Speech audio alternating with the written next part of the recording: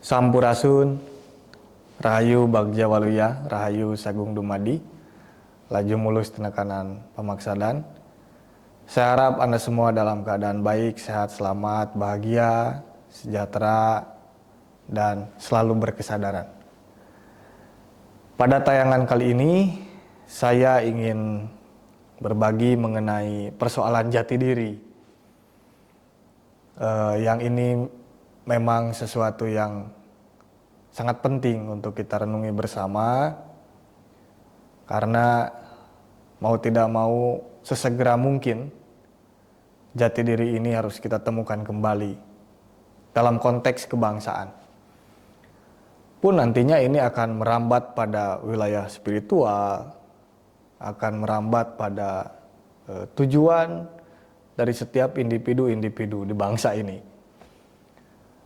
Kalau kita melihat ke belakang, bahwa bukan waktu yang baru ya, jati diri bangsa kita ini diacak-acak, bahkan sampai dicabut sampai ke akar-akarnya melalui ya akulturasi kebudayaan, apalagi dihantam lagi oleh digitalisasi. Dan dulu kita propaganda dengan begitu hebat melalui klaim-klaim begitu ya, melalui dongeng-dongeng yang kalau kita kejar secara logika ya nyaris tidak bisa dibuktikan. Apalagi yang sampai mengatakan bahwa leluhur kita adalah bangsa yang primitif, bangsa yang bodoh. Padahal jelas-jelas sejarah, kalau kita buka sejarah dengan benar dan teliti, tidak ada satupun bukti bahwa bangsa kita ini adalah bangsa yang bodoh. Pernah kalah, iya. Tapi bukan berarti bodoh kalah itu. Kalah itu oleh keadaan saja. Nah, maka selayaknya hari ini, saat ini, kita juga yang mengatakan bahwa saat ini adalah era keterbukaan, adalah era di mana orang-orang mulai inklusif, mulai terbuka, mulai berkesadaran. Maka mari kita manfaatkan momentum ini untuk mengembalikan jati diri kita yang sudah diacak-acak betul, yang sudah dicabut sampai akarnya itu. Tapi belum mati ya. Apa buktinya? Kita masih bisa hidup berbangsa bernegara di bawah satu naungan, di bawah NKRI ini. Tetapi ya kalau kita sudah berkomitmen bahwa kita memiliki satu tujuan besar bersama sebagai sebuah bangsa dan negara, maka sesungguhnya kita perlu sebuah pondasi yang kuat, kita perlu sebuah identitas minimal ya, identitas yang jelas. Bahkan kan kalau kita urai setiap daerah di Indonesia hari ini, ada yang sudah pudar identitasnya, banyak bahkan. Salah satunya, mohon maaf ya, di tempat kelahiran saya di Jawa Barat. Orang kalau datang ke Jawa Barat, ya mau lihat apa? Apa yang bisa ditonjolkan dari Jawa Barat ini? Nyaris tidak ada. Karena memang pada masa lalu Jawa Barat ini salah satu wilayah yang paling dihantam. Ya kalau itu tidak bisa saya jabarkan lah. Mungkin barangkali Anda juga sudah tahu. Setidak-tidaknya namun kita masih patut bersyukur bahwa ada wilayah-wilayah yang masih teguh ya, masih kuat mempertahankan identitasnya. Kita bisa melihat saudara-saudara di Yogyakarta, kita masih bisa melihat saudara-saudara di Bali, di Papua, yang mereka masih berusaha sekuat tenaga untuk berpegang pada nilai-nilai leluhurnya. Karena kan yang paling dihantam itu ya juga salah satunya itu, bagaimana dahulu leluhur kita dikatakan sebagai orang primitif, orang bodoh, dan lain sebagainya. Padahal tidak ada bukti sejarah bahwa bangsa kita ini adalah bangsa yang bodoh. Kalah iya, ya sekali lagi kalau kalah iya, karena itu keadaan. Kita masih bisa melihat bukti-bukti bahwa bangsa kita ini adalah bangsa yang besar, adalah orang-orang yang diisi oleh orang-orang yang sangat adiluhung, yang sudah tahu bukan hanya pada tataran mikrokosmos, tapi juga pada tataran makrokosmos, kesemestaan. Kita sudah selesai dengan itu. Buktinya apa? Kita punya situs Gunung Padang misalkan di Jawa Barat. Orang mengatakan itu tempat upacara. Orang mengatakan itu tempat ritual keagamaan. Padahal itu adalah tempat orang-orang zaman dahulu melihat eskalasi perbintangan. Artinya ilmu astronomi pun sudah kita pahami. Lalu kita juga melihat Candi Borobudur dengan berbagai cerita pada reliefnya yang itu sangat luar biasa. Candi Sukuh itu menceritakan bagaimana manusia dari mulai proses persenggamaan ibu dan bapak ya sampai mulih kajati mulang ka asal atau menerima kematian itu diceritakan di Candi Sukuh. Nah, barangkali ini hanya persoalan cara kita membacanya saja yang masih salah begitu. Ketika itu dibaca dengan tidak tepat, maka ya nilainya pun tidak akan sampai dengan sempurna, tidak akan bisa diterima dengan sempurna. Padahal ya kalau kita mau melihat bukti-bukti keluhungan bangsa kita masih banyak kok. Nah, ini poin yang ingin saya sampaikan. Lalu apa faktor atau penyebab dari hilangnya identitas diri kita? Untuk menjajah sebuah bangsa itu mudah sebetulnya. Putuskan hubungan dia dengan leluhurnya dan cabut budayanya. Hanya dua itu kuncinya. Dan itu sudah terjadi di bangsa kita. Bagaimana hubungan kita dengan leluhur kita sudah dicabut. Apa buktinya? Seperti ini. Mungkin di generasi hari ini ya, ambillah misalkan dari milenial, jangan jauh-jauh, era 90-an sampai Gen Z, lalu sampai apalagi generasi Alpha hari ini. Itu sudah banyak yang kehilangan pancakaki atau sudah banyak yang tidak mengetahui silsilah keluarga. Silsilah keluarga ini kalau di masyarakat Jawa Barat yang biasa diketahui setidaknya ada 15. Mulai kita ada anak, kita itu ya anak, lalu ada anak, lalu incu, buyut, bao, canggah, janggawareng, udeg-udeg, kekait siwur, jamplak galeng, mohon maaf kalau salah bisa dikoreksi. Lalu sampai 15, ada 15. Nah, pertanyaannya hari ini kita tahunya sampai ke berapa? Paling-paling sampai buyut. Itu pun kalau buyutnya berpulangnya masih baru. Bahkan hari ini mentok-mentoknya ada yang sampai tahu sampai nenek saja, kesananya ya sampai nenek atau kakek lah. Kesananya gak tahu tuh siapa namanya. Padahal kalau kita renungi ya, kita ini sebetulnya yaitu dalam ruang-ruang keagamaan, kita ini kan diharuskan atau setidak-tidaknya ginilah, tujuan dari hidup di dunia ini atau urusan duniawi ini untuk meraih sebuah kemuliaan hidup dalam jalan perilaku yang baik begitu ya. Kita diajarkan atau diarahkan untuk meraih kemuliaan hidup. Tetapi dalam proses menuju kemuliaan hidup itu ada sesuatu yang sangat krusial, ada sesuatu yang sangat penting yang kerap kali terlupakan. Apa itu? Yaitu dengan mengetahui siapa leluhur kita. Ini kan jarang sekali. Yaitu tadi paling-paling sampai buyut saja sudah. Kita tidak pernah merasa punya keinginan untuk siapa ya leluhur saya setelah buyut, atau ibunya atau bapaknya dari buyut saya itu siapa. Setelah itu siapa ya bapaknya dari bau saya atau ibunya dari bau saya dan seterusnya.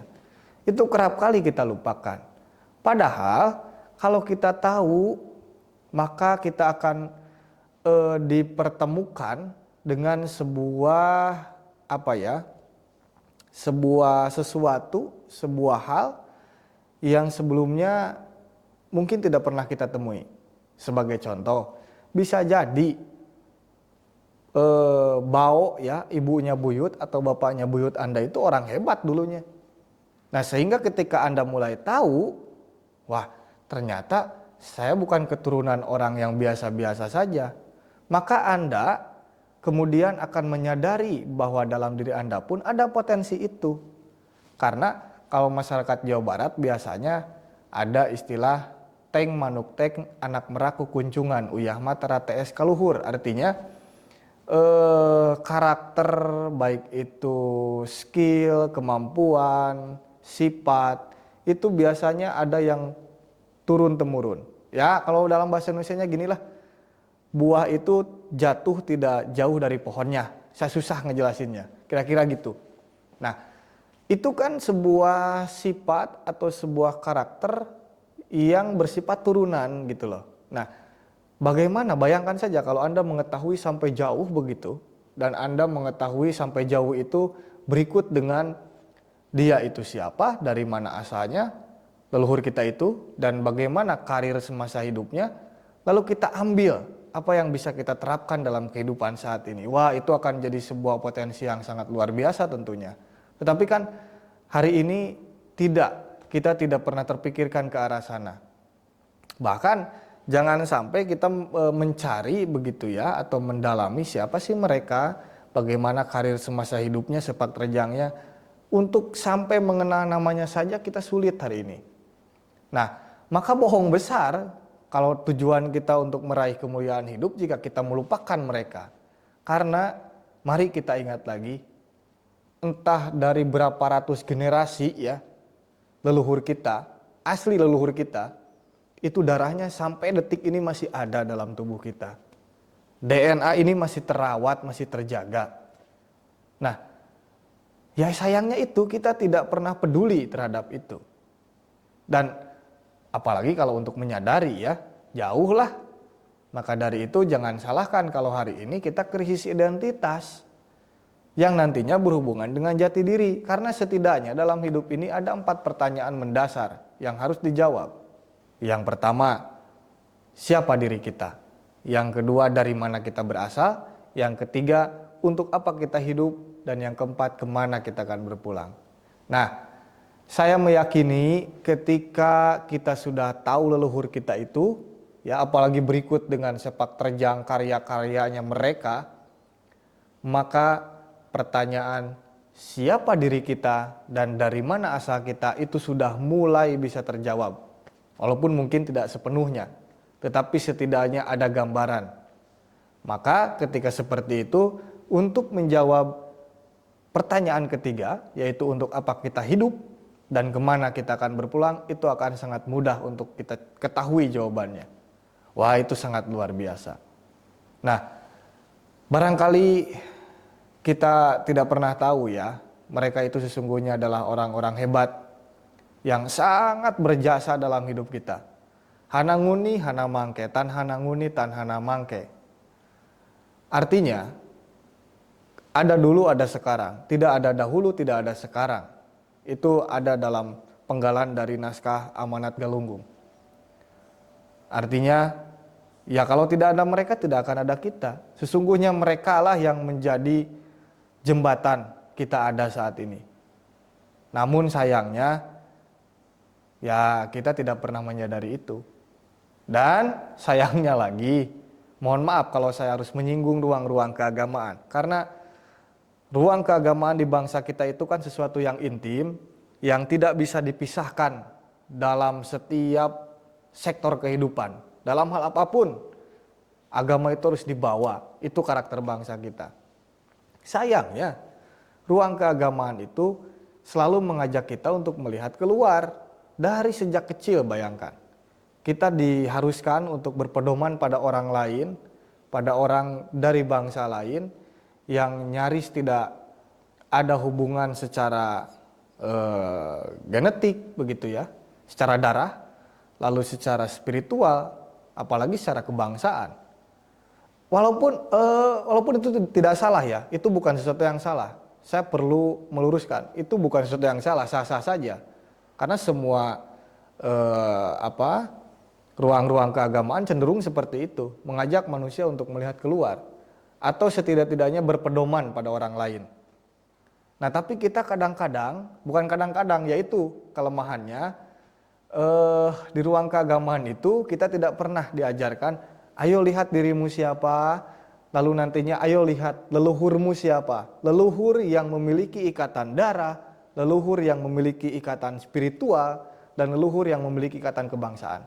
Ini yang jarang diajarkan oleh ruang keagamaan. Sehingga ya hasilnya seperti ini, kita menjadi orang-orang yang krisis identitas.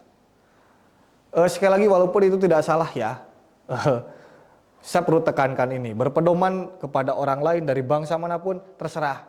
Kalau Anda merasa bahagia, Anda merasa nyaman dengan itu, lakukan saja. Kenapa tidak? Toh hidup ini puncaknya untuk mencari kebahagiaan. Tetapi lagi-lagi kita perlu, yaitu tadi, mengenali siapa diri kita dan dari mana asal kita itu.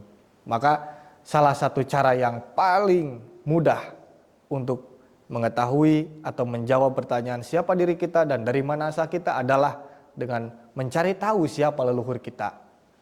Jadi dari mana asal kita itu bukan wilayah ya. Dari mana asal kita itu dari siapa sih asalnya? Dari orang-orang yang seperti apa leluhur kita? Nah itu yang dimaksud. Selain yang dimaksud dengan dari mana asal kita, itu secara fase-fase kehidupan. Ya, kita tahu bersamalah, apalagi dalam ruang keagamaan juga sudah dijabarkan bahwa sebelum masuk pada kehidupan saat ini kita sudah mengalami kehidupan di masa lalu. Nah, maka dari itu rasanya penting kembali lagi untuk kita saat ini menyadari siapa diri kita ini agar jati diri bangsa kita kembali tumbuh. Karena kita perlu catat bahwa tidak ada satupun negara yang dikatakan atau diklaim sebagai negara maju di dunia ini yang tidak berakar pada jati dirinya, atau setidak-tidaknya mereka-mereka yang masih kuat memegang tali paranti karuhun-karuhuna atau tradisi-tradisi leluhur mereka. Kita lihat negara-negara maju di dunia saat ini. Cina, mereka maju karena mereka sudah tahu identitas dirinya seperti apa dan bagaimana sepak terjang leluhurnya, dan mereka memegang kuat itu.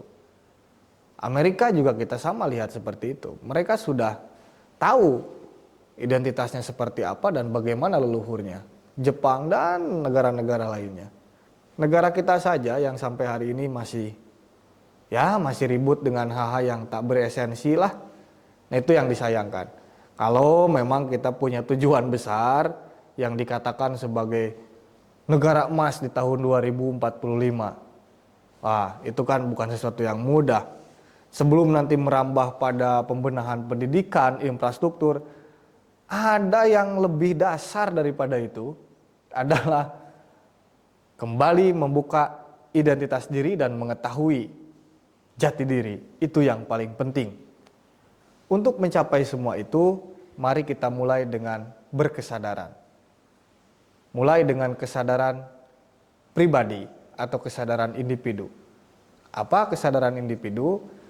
Mari kita sadari siapa yang masuk lewat hidung kita dalam setiap saat. Keluar lagi, masuk lagi, keluar lagi, terus seperti itu. Masuk dengan lembut, tanpa pamrih, tanpa disuruh, tanpa paksaan, beliau masuk. Lalu setelah itu kita sadari lagi berbagai hal dalam diri kita.